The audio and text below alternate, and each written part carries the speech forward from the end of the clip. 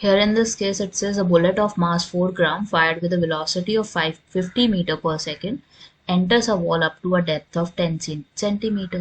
यहाँ पे क्या दिया हुआ है, मास कितना है 4 ग्राम. 4 ग्राम को आप सबसे पहले क्या करोगे, कन्वर्ट करोगे केजी में.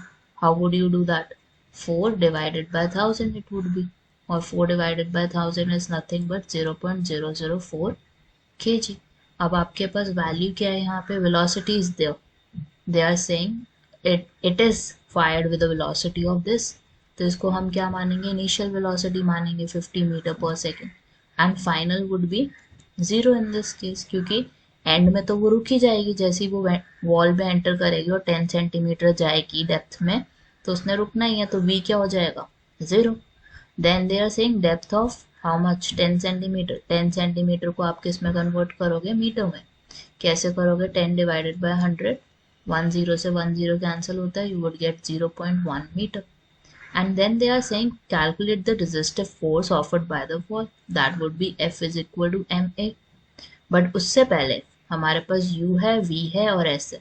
हमें सोचना होगा कौन सी इक्वेशन ऑफ मोशन यूज करें. So I know as v square minus u square is equal to क्या होता है 2as. v in this case is 0 square, u in this case is 50 square, and right side पे आपके पास क्या हो जाएगा 2as. s की जगह आप क्या सब्स्टिट्यूट करोगे, यू वुड बी सब्स्टिट्यूटिंग 0.1.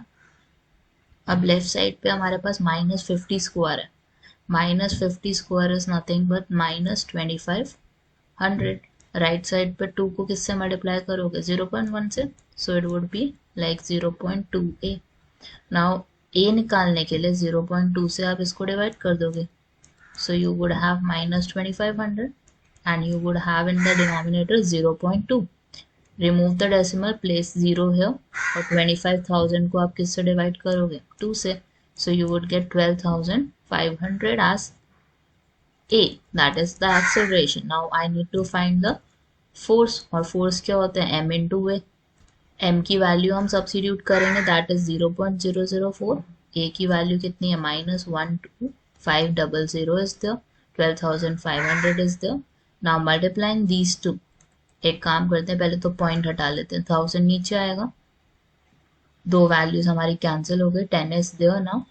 अब सबसे पहले आपने क्या करना है, 125 को किससे मल्टीप्लाई करना है 4 से.